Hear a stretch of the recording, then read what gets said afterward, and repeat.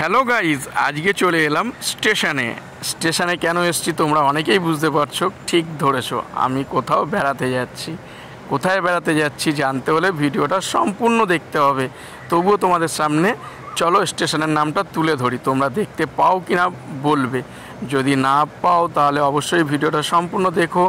আর যারা যারা দেখতে পেয়েছো তারা বুঝতেই পারছো আমরা কোথায় যেতে চলেছি। তো সব পরিবার নিয়ে যখন প্ল্যাটফর্মে ওয়েট করছিলাম আমার এক প্রিয় দিদিভাইয়ের জন্য, কিছুক্ষণের জন্য ওয়েট করতে হয়েছিল, তারপরেই কিন্তু দিদিভাইরা পৌঁছে গেছিলো।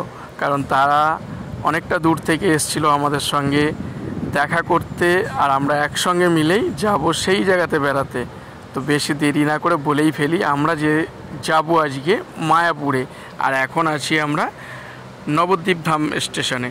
তো দিদিভাইদের ট্রেনটা এই দিক থেকেই আসবে, ওই জন্য আমি একটুখানি ভিডিওর মাধ্যমে দেখাচ্ছিলাম।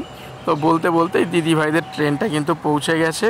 আর যেহেতু আমাদের এই যাত্রাপথটা অনেক ভোর থেকে আমরা শুরু করেছি, অনেকের টিফিন করা হয়নি, তাই আমরা সঙ্গে সঙ্গে দেখা করার পরেই কিন্তু আমরা পৌঁছে গেছিলাম ব্রেকফাস্ট করার জন্য। আর ব্রেকফাস্ট করে নেওয়ার পরেই কিন্তু আমরা পৌঁছে যাব ফেরিঘাটে, যেখান থেকে নৌকার মাধ্যমে আমরা পৌঁছে যাব মায়াপুরে। তো যাই হোক, সেদিন হচ্ছিল প্রচুর বৃষ্টি, যার জন্য আমরা সঙ্গে সঙ্গে সেখানে পৌঁছাতে পারিনি, একটু ওয়েট করতে হচ্ছিল। আর প্রথম লঞ্চটা ছিল প্রচুর ভিড়, যার কারণে আমরা উঠতেও পারিনি। তো যাই হোক, একটু ওয়েট করছিলাম দ্বিতীয় লঞ্চের জন্য। তো এখান থেকেই ভিডিওর মাধ্যমে বা আমার ক্যামেরার কোয়ালিটি অতটা ভালো নয়, যার জন্য তোমাদের দেখাতে পারলাম না দূরের থেকে মায়াপুর ইস্কনের মন্দিরটা। আর ওই দিনটা প্রচুর মেঘলা ছিল, যার জন্য ক্লিয়ারভাবে তোমাদের দেখাতে পারলাম না। যাই হোক, আমাদের লঞ্চ চলে এসছে আর আমরা সবাই সেখানে উঠে পড়েছি।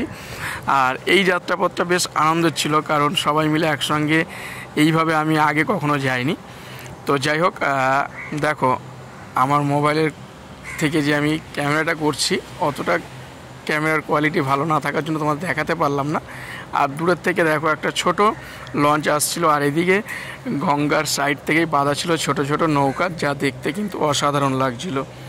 তো এইভাবে এদিক ওদিক ভিডিও সঙ্গে সেলফি তুলতে তুলতে কখন যে আমরা আমাদের সেই এপারের লঞ্চ ঘাটে পৌঁছে গেলাম সেটা বুঝতেই পারলাম না।